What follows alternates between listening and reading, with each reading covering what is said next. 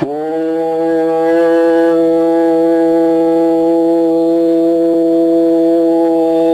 ஈஸ்வரா குருதேவா. கோயிலில் நீங்கள் பூஜை போட்டோன்னு உங்களை எல்லாத்தையும் வணங்கிறேன்.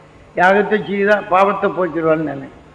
ஆக நாம் உண்மையின் உணர்வையும் நாம் நுகரும் சக்தியை இழக்க செய்து விட்டார்கள். ஆக நாம் ஆலய பண்புகளை மறந்து இருக்கின்றோம். இந்த ஆலயத்தை நாம் மதித்து நடத்தல் வேண்டும். ஆக இந்த ஆலயத்தில் போன பக்தி என்பது இந்த கோயிலுக்கு வர்றவங்களாம் நல்லதாகணும். உங்கள் இந்த நம்ம தபோவனத்துக்கு வர்றவங்களாம் நீங்கள் நல்லதாகன்னு நினைக்கிறேன். கோயிலுக்கு போனால் அதே மாதிரி எண்ணணும். அப்படி எண்ணும்போது அவங்களும் உங்களை எண்ணும்போது என்ன செய்த பக்தி? ரெண்டு பேருக்குள்ள பகைமையும் நீக்கச்சு. ஆக வெளியிலே பகைமை, வீட்டில் பகைமை. ஆனால் கோயிலில் போய் என்ன செய்ய ஒருமை.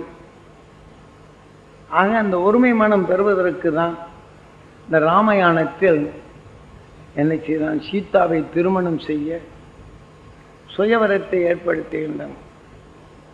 அந்த சுயவரத்தை ஏற்படுத்தும் போது என்ன செய்கின்றனர்? அவரவர்கள் திறமைகளை காட்டுகின்றனர். ராமன் என்ன செய்கின்றான்? தனக்குள் இருக்கும் தீமை செய்யும் எண்ணத்தை ஒழித்து விடுகின்றான். காண்டிபத்தை என காண்டிபத்தை நாணல் ஏற்றிதான் ஒருவனை தாக்க வேண்டும்.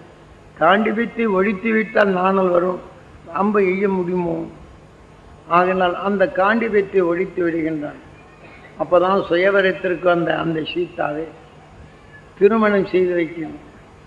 அப்போ கல்யாண ராமா என்று கூறுகின்றனர். என நீங்கள் கதையில் காட்டின கல்யாண ராமனை தான் பார்க்குறீங்க. கல்யாண ராமன்னா தீமை செய்யும் எண்ணங்கள் என்னோ உங்களுக்குள் எண்ணங்கள் ஒன்றாகி சந்தோஷமாக இருக்கும். ஒரு கல்யாணத்துக்கு போனால் அவங்க சந்தோஷமாக இருக்கும்னு சொல்கிறோம் இல்லை. ஆக இதை போல் நமக்குள் எண்ணங்கள் ஒன்று சேர்த்து வாழ வைக்கக்கூடிய இடம் என்ற நிலைகளில் இந்த ஆலய பண்புகளை மறந்தே தெரிகின்றோம். அவர்கள் ஆசையை கூட்டம் கிடைக்கலைன்னா நான் போய் தீயில குஷியை வாங்கிட்டே வந்துடுறேன் அப்படின்னு பேயா போய் அந்த நல்லதுக்கு மற்றவர்களை கெடுக்கும் உணர்வுகளுக்கு செல்லுகின்றனர் இந்த மக்கள் என்று குருநாதர் இதையெல்லாம் தெளிவுபடுத்துகின்றார்.